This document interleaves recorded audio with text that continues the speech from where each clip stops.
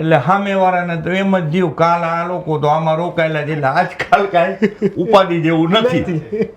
આ એક રણનીતિ, આ યુદ્ધ નીતિ છે કે તું આમ જા અને આ ભાઈ આમ જાય, પણ એને ખબર નહીં કે આ મારી વાંહે જ આવવાનો. કહેવાનું એ જ છે કે હવે જય સિંધ, જય બલુચિસ્તાન અને સંપૂર્ણ કાશ્મીરમાં તિરંગો ફરશે. એ તમે નજીકના ભવિષ્ય નહીં, 15 ઓગસ્ટે તમે આ જોશો જ. બહુ જાજે દૂર જવાની જરૂર નથી કે 15 ઓગસ્ટ તમે લખી લો, લખવી હોય તો, કે બરાબર ये नया भारत है, नया तिरंगा है और पूरा कश्मीर हमारा है. આ પાકિસ્તાન છે એને ખબર છે આપણને કે આ હખણું નહીં રહે. એક વાંદરું હોય એને તમે હાકરદી બાંધી દો ખીલારે જકડીને, તો એ ત્રિજ્યાની અંદર તો ઠેકડા મારવાનું જ છે. અને કૂતરાની પૂંછડી દાટો એટલે એ કોઈ દી સીધી નો થાય. એમાં લખણ તો એ બહુ મોટી ચોટ ખાય તેથી ભૂલે એવું મને લાગે છે. એટલે આપણી બધી તૈયારી છે. બરાબર. અને એ તૈયારી અને આખો દેશ સાહેબ, દેશની આ મોદી સાહેબે કીધું તું લડવા માટે 2 વસ્તુ જોઈ, એક મિલિટરી સૈન્યની તાકાત અને લોકોની એકતા. આ 2 વસ્તુ જરૂરી, અને એ 2 આપણી કુદરતની દયાથી ખૂબ છે. અને ખરેખર અને આપણે જો એ રીતે લડાઈ આદરી તો પાકિસ્તાન 4 દીએ જીક ઝાલે એમ નથી. ખોટા ઉંબાડિયા ન કરે તે એના લાભમાં છે. બરાબર ભાઈ.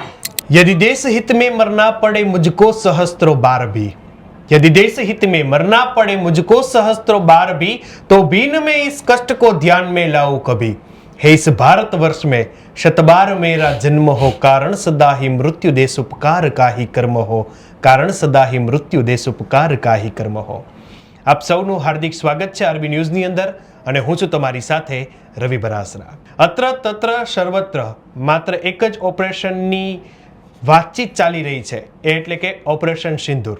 અને પોતાના અલગ એંગલથી આ ઓપરેશનને કેવી રીતે જોઈ રહ્યા છે એના વિશે વાતચીત કરવા માટે અત્યારે હાલ આપણી સાથે વરિષ્ઠ પત્રકાર પ્રવીણભાઈ ઉર્ફે પ્રવીણ દાદા આપણી સાથે જોડાયા છે.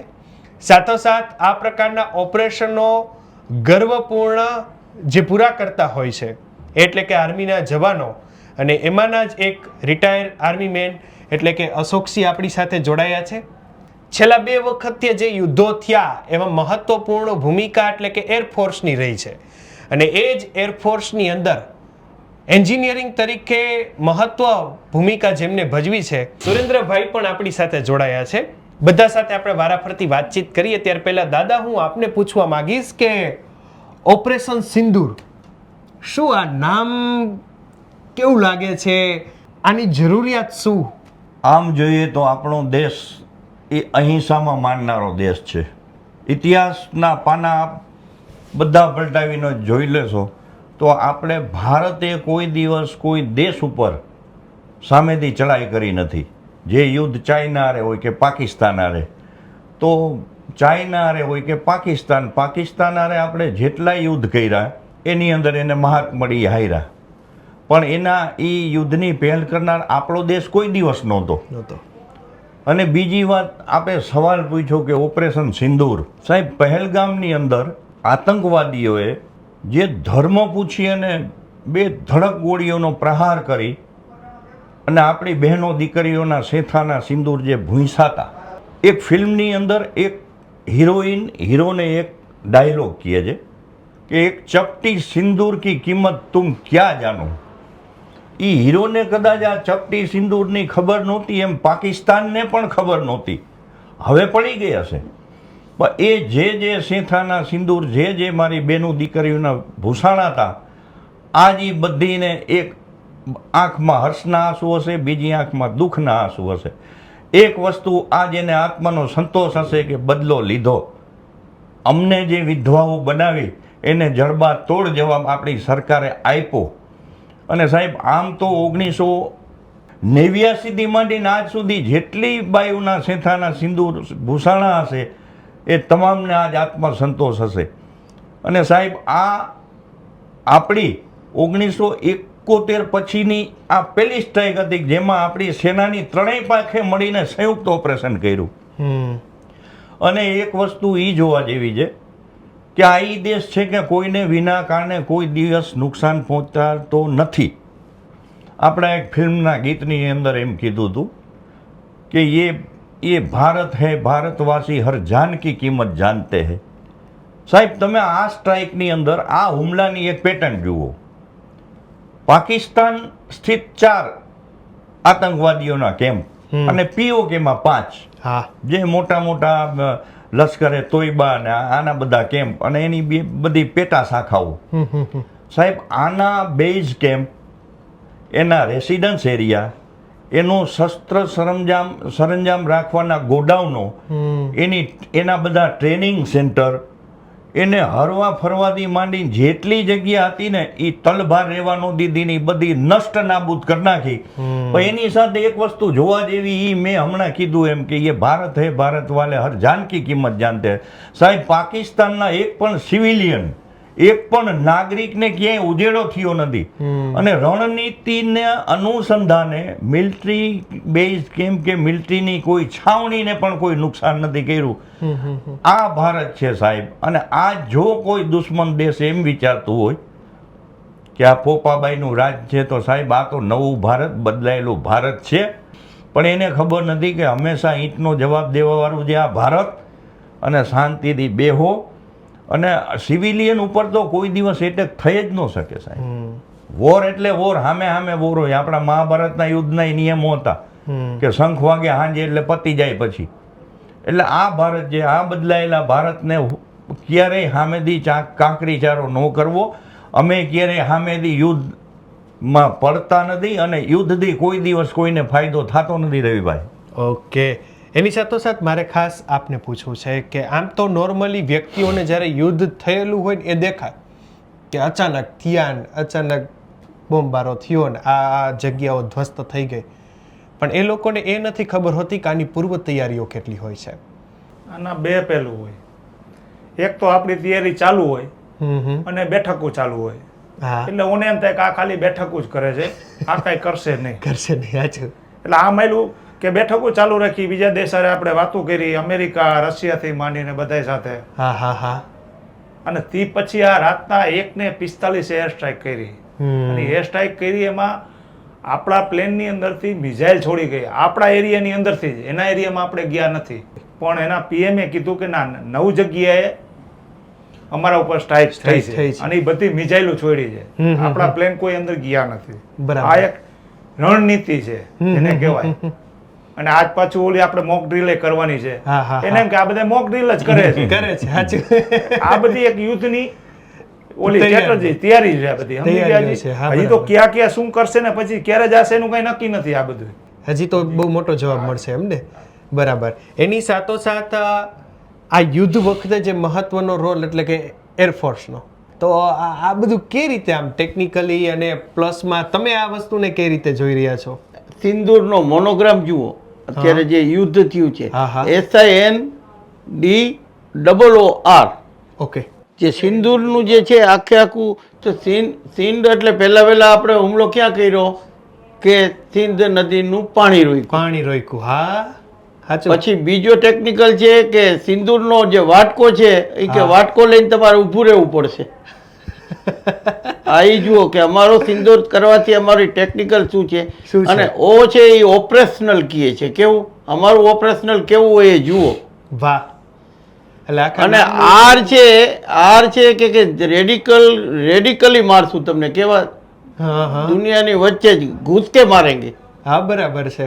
એટલે આ સિંદૂર જે આખો તમે જે શબ્દ છે, જે એનો સિંદૂરનો જે મિનિંગ બનાવ્યો છે, એ દરેકને પોતપોતાનું કામ સોંપવામાં આવ્યું છે. અને કીધું સાહેબે કે પ્રેમભાઈ કે સિંદૂર કી કિંમત તુમ ક્યાં જાનો, કારણ કે તમે તો સિંદૂરમાં માનતા નથી. હા, બરાબર. અને અમારે તો એક ચૂટકી સિંદૂર છે એ આખી જિંદગી એક રાખે છે. સાચું. અને એ સિંદૂર તબ ઉપર તમે હાથ કર્યો છે તો પહેલા અમે સિંધથી તમારું પાણી જ બંધ કરશું. ત્યાંથી શરૂઆત હતી.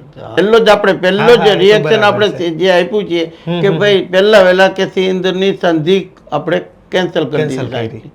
એટલે આપણે ખાલી 1-2 દિવસની નથી, 65 વર્ષ જે અમારે ભૂલ હતી ને એ અમે સુધારી છે કે હવે તમે પાણીને લાયક નથી.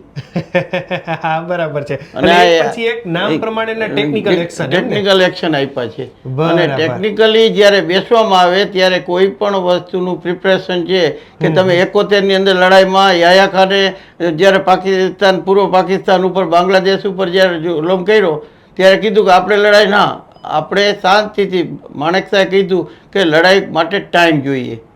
ટાઈમનો એટલે કે 3 વસ્તુ હોવી જોઈએ કે પ્રિપરેશનેસ, સેનાને બોલાવવી પડે, યુદ્ધની તૈયારી કરવી પડે અને યુદ્ધ આપણા સમયે તમારા ગ્રાઉન્ડ ઉપર થવું જોઈએ. Okay. આપણા દેશ ઉપર થાય તો નુકસાન થાય. હા હા હા આ યુદ્ધની ટેકનિકો છે કે ભાઈ યુદ્ધ તો તમારે ત્યાં જ લડાય, એટલે હા, જે બરાબર. નુકસાન થવાનું છે તમારું થવાનું છે. તમારું થવાનું છે. એટલે આપણે એ જે બાલાકોટની સ્ટ્રાઇક કરી છે, ઉરીની સ્ટ્રાઇક કરી છે અને કારગિલમાં એ રીતે કર્યું કે ઉપર બેઠા હતા તો ઉપરથી ઠોકો, હા, તો બરાબર. ઘર મેં જાકર ઠોકેંગે. આ હતું મનોબળ છે અને એ મનોબળ માટે રાજકીય જે છે, જે શાસ્ત્રીજીએ કીધું છે હા, કે હા. જય જવાન જય કિસાન, જય કિસાન. એ જય જવાન તેજુના જે બધા છે અને અમે એ રીતે 65માં ભરતી થયા હતા જય જવાન જય કિસાન હેઠળ. હા બરાબર છે.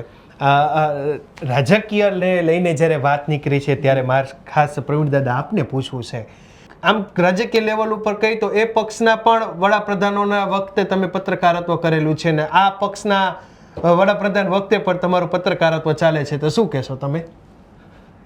આમાં રાજકીય પાર્ટીઓ અને વિદેશ નીતિ બંને એકબીજા સાથે સંકળાયેલા હોય છે.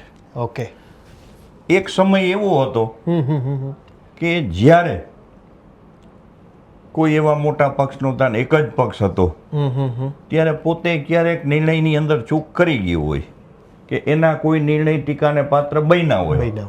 પણ એક નિર્ણય એવો હતો કે એક ગાયે પાકિસ્તાનના 2 ફાડિયા કરી નાખ્યા હતા. એ ઇન્દિરા ગાંધી, હા. જે ઇન્દિરા ગાંધીને અટલજીએ લોકસભાની અંદર દુર્ગાનું બિરુદ આપ્યું હતું, એ ઇન્દિરા ગાંધી હતા. સચ. રાજકીય પાર્ટીઓની અંદર એની જે વિદેશ નીતિ છે એ ભાગ ભજવતી જ હોય. આજે આપણે દરેક દેશને વિશ્વાસમાં લીધા આ એટેક પહેલાં કે હવે આપણી કાર્યવાહી થાય, એનું કારણ એ છે એને વિશ્વાસમાં લેવા પડે. આ આપણી એની સાથેની એક નીતિના એક બંધારણ હોય છે. આપણે યુનોને પણ જાણ કરવી અને યુનોએ પણ આ હુમલાની સખત નિંદા કરી હતી. આજે વિશ્વની અંદર આપણે જોઈએ તો પાકિસ્તાન એકલું પડી ગયું છે. હા. અને દરેક દેશ, ઇઝરાયલે તો રાત્રે જ ડિક્લેર કરી દીધું કે અમે આપની સાથે છે. એમ કોઈ પણ દેશ આપણે વિરોધમાં ત્યારે છે જ નહીં. એનું કારણ છે કે આ નીતિની લડાઈ છે, નીતિ અને અનીતિની, આ ધર્મ અને અધર્મની લડાઈ છે, આ નિર્દોષો ઉપર અત્યાચારની લડાઈ છે અને આ ખૂન રોજ વહેતું રહે છે. અને હવે સરકારે જેમ બાપુએ બહુ સરસ વાત કરી કે આ પણ એક યુદ્ધ નીતિનો ભાગ છે સાહેબ.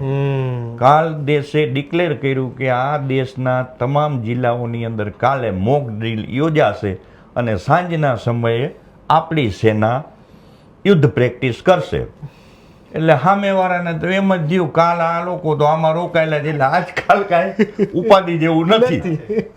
આ એક રણનીતિ, આ યુદ્ધ નીતિ છે કે તું આમ જા અને આ ભાઈ આમ જાય, પણ એને ખબર નહીં કે આ મારી વાંહે જ આવવાનો. તો બસ એ શંકાને સ્થાન નથી.